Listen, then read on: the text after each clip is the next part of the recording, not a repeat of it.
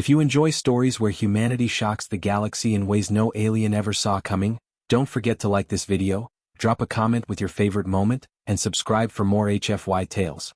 It helps this channel reach more people who love these kinds of stories. Now let's begin. The chamber of the Galactic Council was a place of austere silence, vast and echoing, where whispers could topple empires. Today, it trembled with voices raised in disbelief. Holographic projections towered above the delegates, flickering with an image so bizarre, so profoundly unsettling, that even the oldest of the elder species could not keep their composure. There, on the feed, lay the Vargrath, a creature spoken of in hushed tones across 10,000 worlds. It was a predator said to stalk without end, a beast with jaws that could shear through armored warbeasts and claws sharp enough to carve alloy plating. The Vargrath was not kept, not caged, not controlled. It was the wild given flesh. And yet, in the image now before the council, this colossal monster, scarred, fanged, eyes burning like molten ore, was curled gently beside the bed of a small human child. The boy slept as peacefully as if guarded by a loyal hound, his tiny hand resting against the predator's armored hide. The Vargrath did not stir, save for the slow, protective rhythm of its breathing. The council chamber reeled at the sight. "This cannot be," hissed Vorthak of the Creel Dominion, his mandibles clattering in outrage. "The Vargrath are untamable. They slaughtered our hunting clans by the thousands. How does a human child, an infant, sleep unharmed in its shadow?" From the crystalline dais, Elder Malthura of the Zalari Confederacy leaned forward, her translucent form shimmering. "Perhaps the image is falsified. A trick of human propaganda." But the feed was no forgery. It came directly from Dawn Reach, a frontier colony at the edge of explored space, transmitted through council channels by a delegation of observers. The room's tension grew unbearable. Aliens from warrior castes snarled, those of scholar castes muttered theories, and more cautious races simply sat frozen, unwilling to speak what gnawed at all of them. If this was real, humanity was more dangerous than anyone had ever believed. Among the names tied to the incident, one drew immediate attention: Elias Vorn. The feed confirmed he was the father of the child, a decorated soldier of Earth's independence wars, once hailed for his refusal to bend knee to alien overlords. He had vanished into quiet retirement years ago, choosing to raise his son in the forests of Dawn Reach. Now, somehow, he was the man whose household contained the galaxy's most feared predator lying as a guardian at his son's side. "He must have bound it with weapons, drugs, restraints," argued General Crothies of the Ural. "No beast like this bows willingly. If it does, the human is more monstrous than the creature itself." "Or more gifted," murmured a voice from the shadows, cold and wary. The council's supreme arbiter called the assembly to order, but unease rippled across the chamber like a storm tide. The implications were impossible to ignore. Humanity, a young and unpredictable species, already caused discomfort among the elder races with their resilience, their capacity to wage war without breaking, their refusal to be cowed by terror. Now, it seemed they had accomplished what no empire, no hunter, no warlord had ever done. They had earned the trust of the universe's deadliest predator. The arbiter's decree fell like a blade. A delegation will be sent to Dawn Reach. We will witness this with our own eyes. If the humans have indeed tamed the untamable, then the balance of the galaxy has shifted. Across the stars, on the quiet forested world where the truth waited, Elias Vorn sat in silence by his son's bedside. His dark hair was threaded with gray, his frame still carrying the hardened poise of a soldier. His hand rested on the wooden chair carved by his own work, his gaze fixed not on his sleeping boy, but on the great shape coiled beside him. Kale the Vargrath. The predator's form nearly dwarfed the bed. Its muscles rippled even in sleep, the jagged scars across its hide telling of battles survived, of hunts unending. Its breath came in low rumbles, a sound that once made hardened warriors flee into the night. Yet here it was a lullaby sinking with the boy's gentle breaths. Elias did not delude himself. He knew what Kale was, what it had done before fate had driven it wounded into his son's path. The creature had no leash, no collar, no chain. And still it stayed. Eric had been the one who found it, stumbling through the forest with a courage only children could possess. Elias had nearly shot the beast on sight, yet something in the boy's stubborn plea had stopped him. Against reason, against fear, Eric had offered the monster food, water, kindness. And Kale, impossibly, had accepted. Elias leaned back, the old ache of battle lingering in his shoulders. He knew the galaxy would never understand. Predators could not be commanded, only respected. Trust, once given, could not be broken. Perhaps that was the secret no council elder had ever grasped. Where others tried to dominate beasts, humans sought to bond with them. Beyond the walls of the small cabin, the forest hummed with night sounds. The settlers nearby whispered stories already, of the child who tamed the nightmare, of the beast that hunted raiders in the dark like a wolf returning to its pack. Elias neither encouraged nor denied these tales. He simply watched, a father caught between pride and dread, knowing the galaxy's gaze would not stay away forever. And he was right. For even as he sat in silence, ships were already on their way, carrying alien eyes that had seen enough to fear, yet demanded proof. The council had witnessed the impossible through a screen. Now they hungered to stand in that small room on Dawn Reach, to see the predator for themselves, to measure the humans who could draw loyalty from such a monster.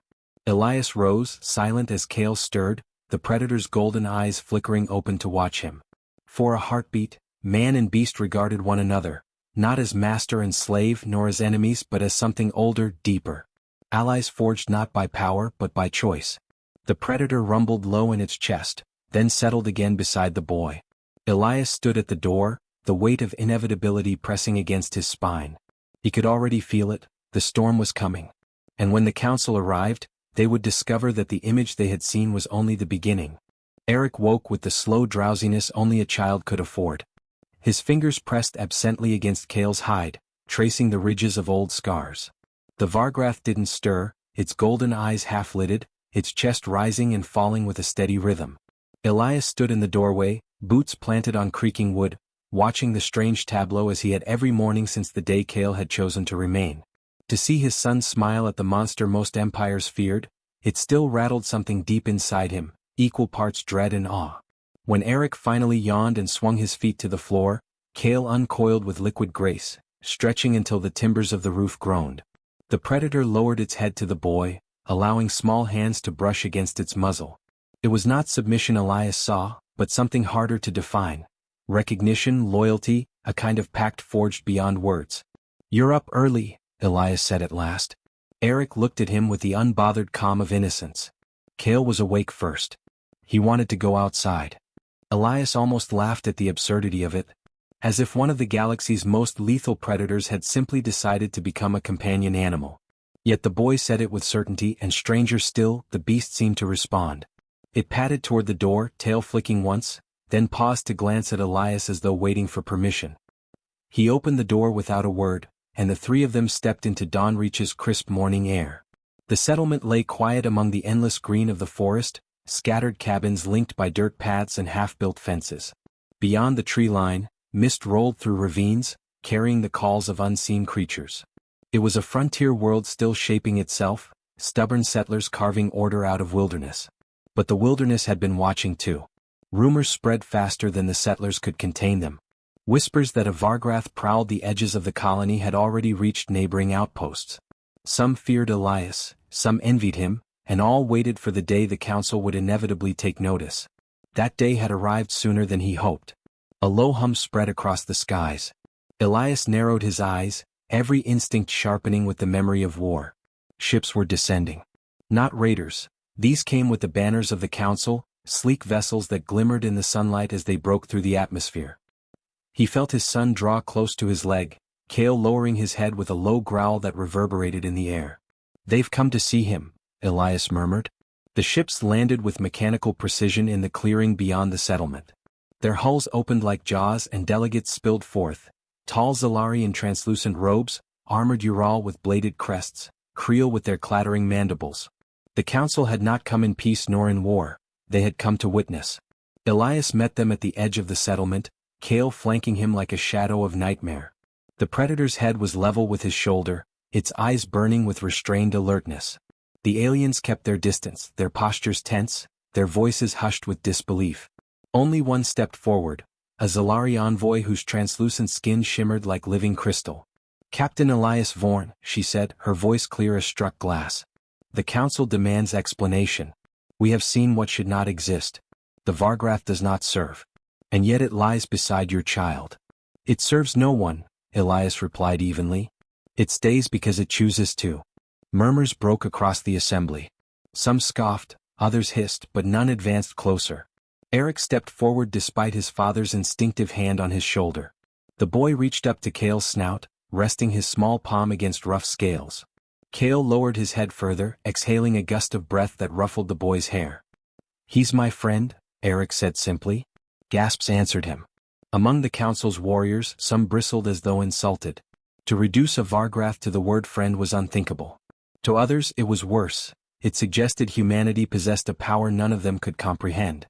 One of the Ural generals stepped forward, disdain clear in his gait. "This is deception," he spat, voice like grinding stone. "No beast such as this bends without chains. Allow me to test its resolve." Elias tensed. Kale's hackles rose in an instant, a guttural rumble echoing like thunder from deep within its chest. The general extended a hand, mocking, as though Kale were nothing more than a chained hound. The predator's lips peeled back to reveal fangs that could shear through armor. Eric froze, his hand still on Kale's hide. "Enough," Elias barked. His voice carried the weight of command honed in war, sharp and absolute. To his surprise, Kale obeyed, muscles rippling as it stilled, though its glare never left the alien. The silence that followed was more dangerous than the growl had been. The general recoiled, unsettled despite himself. The other delegates whispered in unease. A human's word had stayed the beast's fury. That single command carried more weight than all their weapons. The Zalari envoy studied Elias with unblinking eyes. "You claim it chooses to remain. Why?" "Because my son saved its life," Elias said. His words were plain, but they struck harder than weapons. "Because he treated it not as prey, not as tool, but as something worth saving. You've all tried to master predators through fear. Humanity offers something different." The envoy tilted her head. "And you believe this bond cannot break?" Elias glanced down at his son, then at the Vargrath, which still stood watch with every muscle poised to defend. He let the silence answer for him. For a time, none of the delegates spoke.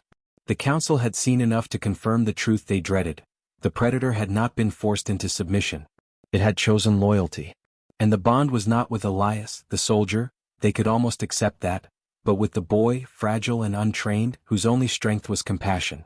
That was what terrified them most. Kale turned his gaze upon the assembly, eyes glinting like fire and shadow. Every alien present felt the weight of that look, the unspoken warning that the predator was no servant, no weapon, but a guardian bound by choice to a child. The envoy finally lowered her head. "The council will deliberate," she said. "But know this, human, if your bond with such a creature threatens the balance, action will be taken." Elias inclined his head. "Then you'd better hope the balance is stronger than it looks." The delegation withdrew toward their ships, whispers and arguments rising among them. Kale growled softly until they were gone, then lowered his head once more to Eric's level, nudging the boy gently. Eric smiled, unfazed by the storm he could not yet see gathering. Elias stood in silence, watching the council depart, knowing their return was certain. What they had witnessed today was not the end. It was only the beginning, and the galaxy would not rest until it understood, or destroyed, what humanity had revealed. The transmission spread across the galaxy like sparks on dry leaves, igniting panic in places that had once believed themselves immune to fear. Everywhere the council's recordings were played, the same image seared itself into memory, the apex predator Kale lowering its head beside a human child, not as a creature subdued, but as one who had chosen its place willingly. Armored warlords who once prided themselves on ruling beasts suddenly questioned their strength. Scholars whispered of ancient prophecies. Traders who trafficked in rumor found their wares selling faster than ever. And in every whisper, one word repeated with dread fascination: human. The council gathered again in private chambers where no public ears could hear. Debate thundered through the air. General Crothes demanded preemptive extermination of both predator and human colony. "If predators bend to humans, thrones will topple," he snarled. "Every war beast we rely on, every chain of command will falter. They must be destroyed before this contagion of loyalty spreads." Others countered with fear of the unknown. "Destroying them may unleash worse," said Elder Malthura. "If humanity can inspire the trust of predators, imagine what they might awaken in others we thought untamable. Would you risk proving them right by driving them to fury?"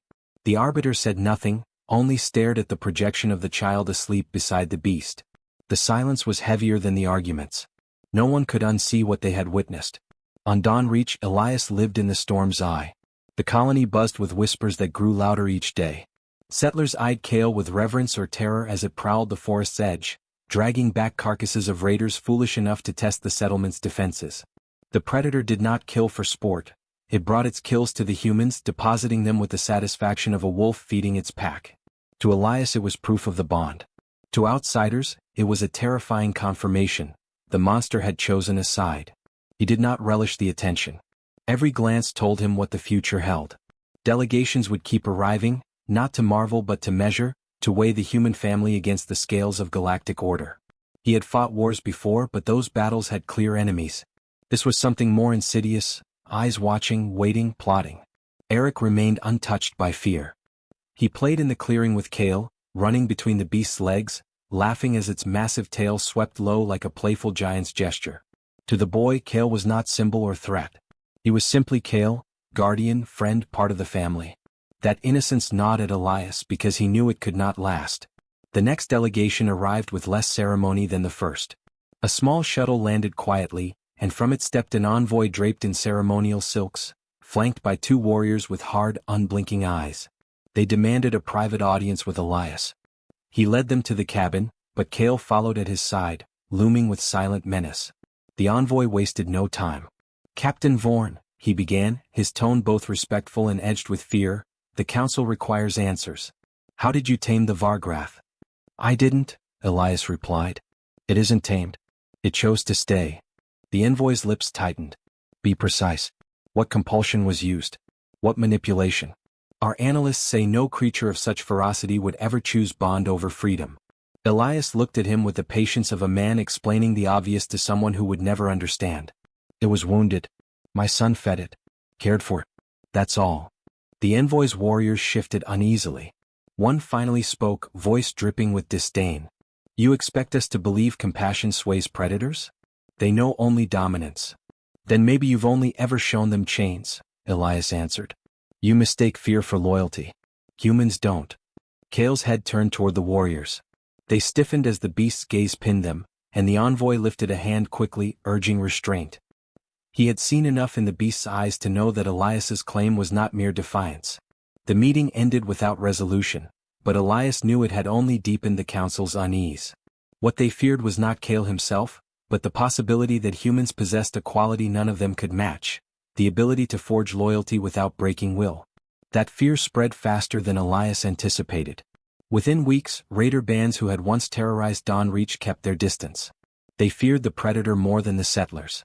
But with distance came desperation. When alien marauders could no longer prey on the colony, they turned instead to the idea of seizing the predator itself. If Kale could be captured and broken, they believed, then the humans' hold over the galaxy's fear would shatter. Word reached Elias of these whispers through the settlers who still traded at the fringes. He recognized the shape of things to come. The predator's presence was not just a marvel, it was a prize. Someone would try to take it. That night, as Eric slept with Kale coiled once more at his side, Elias sat awake by the fire. He watched the flames dance across the predator's scars and felt the weight of inevitability pressing down on him. He had lived his life knowing battles always found him, no matter how far he ran. Dawn Reach had been meant to be different. Yet here he was again, caught between his past and the fragile safety of his son's future. Kale stirred, lifting his head as though sensing Elias's thoughts. The beast's eyes glowed softly in the dim light, and for a moment, Elias felt they understood each other. They were both warriors scarred by conflict, both protectors bound to something they could not abandon. He wondered if the council understood that truth, that Kale had not been conquered but had found kinship in humanity's stubborn refusal to yield. But even as that bond deepened, threats loomed larger. From orbit, hidden ships watched. Raiders whispered of profits. Council members whispered of danger. Every power in the galaxy seemed to agree on one thing: the balance could not hold. Elias knew it was only a matter of time before whispers became action. And when it came, he also knew that Kale would not hesitate to bare its fangs, nor would he. For whatever storm was about to break, they would face it together. The night came heavy and moonless, the kind of silence that pressed against the skin and warned of danger long before it arrived. Elias felt it before Kale stirred, before the settlement dogs whimpered low, before the treeline shifted with shadows that did not belong. He rose from his chair beside the fire, hand already resting on the grip of the rifle he had sworn he would never need again. He had known this day was coming. Kale uncoiled with a low growl that shook the cabin walls. His golden eyes fixed on the forest beyond, body tense, every scarred muscle drawn tight. Eric stirred in his bed and Elias moved quickly, placing a hand on his son's shoulder. "Stay inside. Do not leave this room no matter what you hear." "But," Eric began, voice trembling. "Listen to me," Elias cut in sharper than he intended. His son's wide eyes froze him with guilt, but there was no time for softness. He pressed a kiss to the boy's hair, then turned to the predator that loomed by the door. "With me." The first shot cracked through the stillness, not at the cabin but into the sky, a flare round that painted the trees in blood-red light. The raiders had come. Silhouettes spilled from the forest, armored figures moving with brutal precision. Nets shimmered with electric current, spears crackled with stun fields designed not to kill but to capture. They had come for Kale. Elias crouched low, rifle braced against his shoulder, eyes narrowing as memory snapped into place. He had fought men like these before, merciless opportunists who saw war not as cause but as currency. Only now they saw Kale not as prey but as prize. Kale's roar split the night, a sound so primal that even the raiders faltered. Then the predator leapt into the clearing, claws flashing, jaws snapping with terrible force. The first wave of attackers crumpled before they even realized how close death had come. Elias moved with the beast, his rifle barking in short, precise bursts, each shot placed with soldier's discipline. Where Kale was fury, Elias was control, and together they carved chaos into the raider ranks. Still the enemy pressed hard. Nets arced through the air, crackling as they sought to entangle the predator. One managed to strike, clinging to Kale's flank, electricity surging across his body. The beast convulsed with a furious bellow, thrashing, ripping the net apart with sheer strength. The stench of ozone burned the air, and Kale's eyes blazed with a wrath that promised no mercy. Eric, disobeying his father's command, had pushed open the cabin door just far enough to see. His small voice cried out, "Kale!" And the predator's head snapped toward him even in the midst of carnage. That instant of distraction cost him. Another net slammed down, followed by two spears striking with concussive force.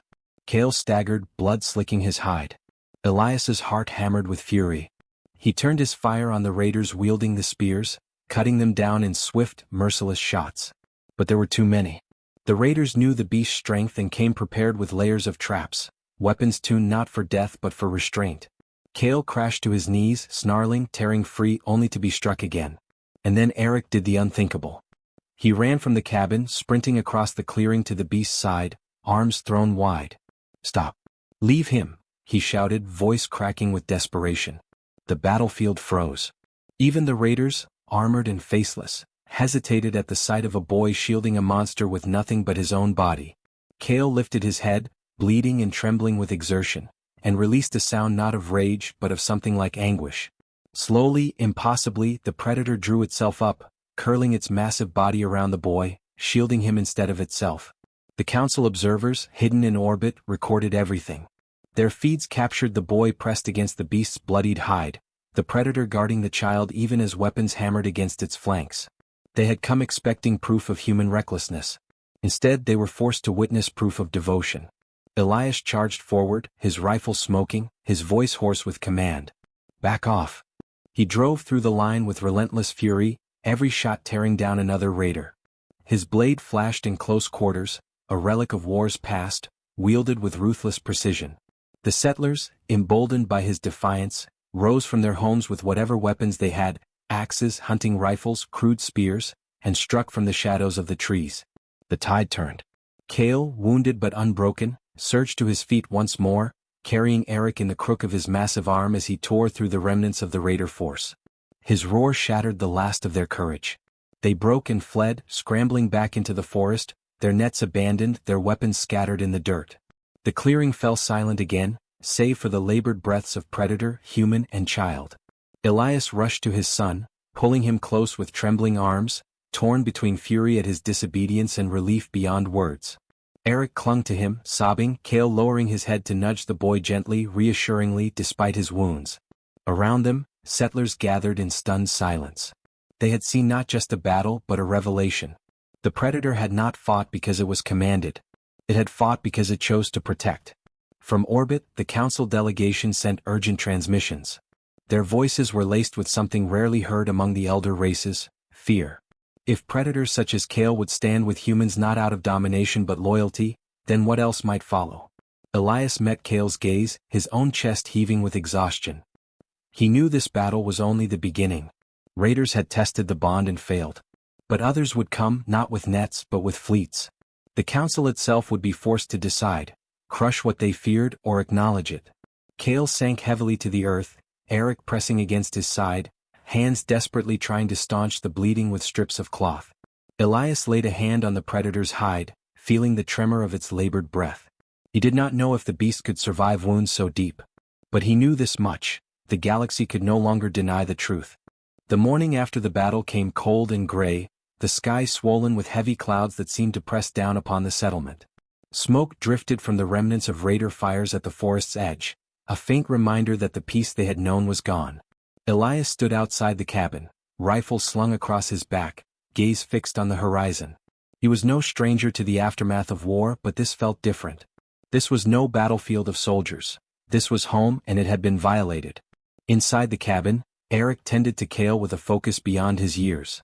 The boy's small hands moved carefully, binding the predator's wounds with strips of linen, whispering soft reassurances as though words alone could knit flesh and bone. Cale, who had endured the fury of hunters and the sting of council weapons, lay still under the child's touch, golden eyes half-lidded but alert. For Elias, the sight carved into him with equal parts pride and fear. His son had defied him, endangered himself, and yet without that act, Cale might not have survived. Loyalty had bound them all in ways Elias was still struggling to understand. By midday, the settlement gathered in the clearing, faces marked with awe and unease. The predator loomed at their center, wounded but unbowed, a living testament to the battle. Elias stood before them, every word weighed as though it might shift the course of their future. We saw last night what the galaxy has refused to believe. These creatures are not beasts to be caged. They are allies, partners, family if we choose them to be. Cale fought not for instinct, not for survival alone, but for us. For my son. His voice tightened at the last, but he pressed on. The council will hear of this. They are watching even now. And when they come, we must decide whether to bow to fear or stand with the truth we've lived. A murmur rippled through the crowd. Some eyes gleamed with conviction, others with doubt. Yet not one person spoke against him. It was not courage alone that held their tongues, it was the image of the boy pressed against the predator's bloodied hide, and the way the predator had shielded him with its own body. No words could erase that memory. Above, in the black vastness of space, the Galactic Council convened in emergency session. The feeds from the raid had spread across every world within hours, played again and again in council halls, on trading vessels, even in the dens of criminals who saw profit in every rumor. The sight of a human child sleeping against the flank of a predator that had once emptied star systems of life, it was an image that rewrote entire doctrines. The elder races argued, shouted, threatened. Some demanded extermination before the bond spread, others whispered that humanity had revealed a power more dangerous than any fleet, the power to turn monsters into guardians. Elias did not know the precise words being spoken in those distant chambers, but he felt their weight pressing down on him all the same. That night, as Eric finally drifted to sleep beside Cale's resting form, Elias sat outside by the dying fire and spoke softly to the beast. They'll come, you know. Not raiders, not hunters. Fleets. Worlds behind them. They'll see you as a weapon, and me as a fool for trusting you. But I don't regret it. Cale's head lifted, eyes glowing faintly in the dark. The predator did not speak, could not speak, yet Elias felt the understanding pass between them as if carried on the breath of the wind. They were bound now, by battle, by choice, by something deeper than survival. The following days moved with grim determination.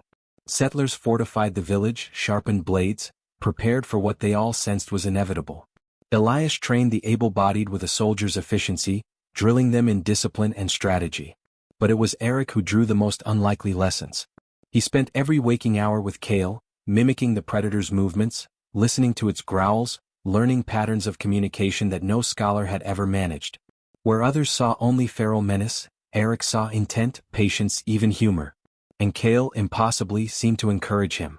When the council fleet finally descended, it did not come in silence.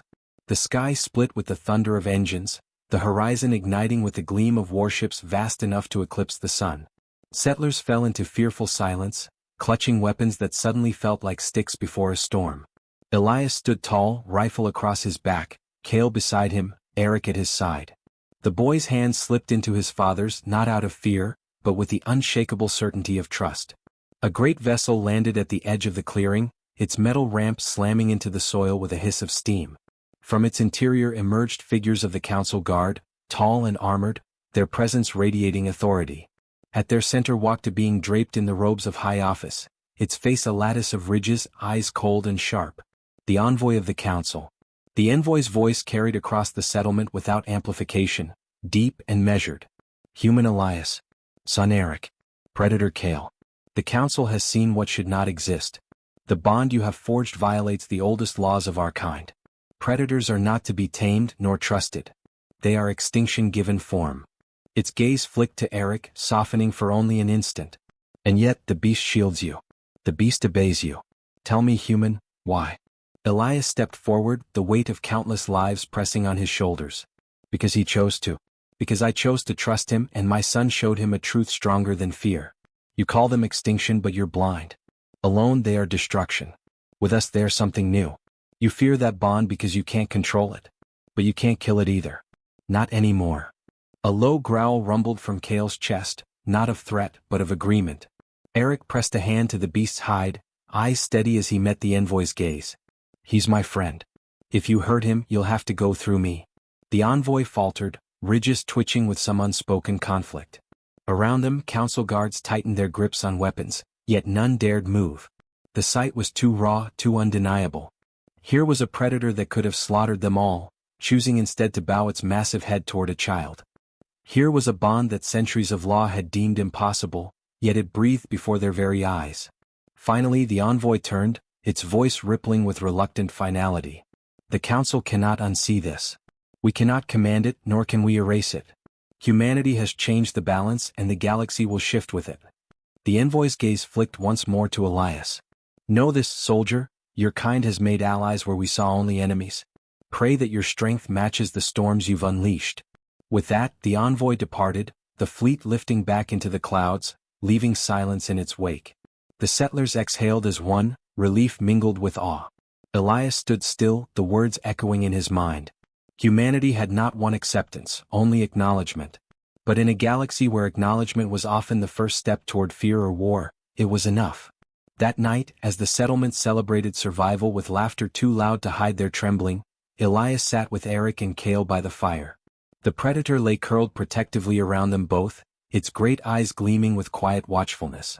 Eric leaned against Kale's side, his voice drowsy but certain. We're not alone anymore, are we? Elias looked at his son, then at the beast that had bled for them, that had chosen them, and felt a fierce, unshakable pride rise in his chest. No, he said, voice low but steady. And the galaxy will never be the same. Above them, the stars burned cold and endless, yet for the first time, Elias did not see them as distant or indifferent. He saw them as witness. Witness to a predator sleeping beside a human child, to the birth of a bond that no council decree could ever contain.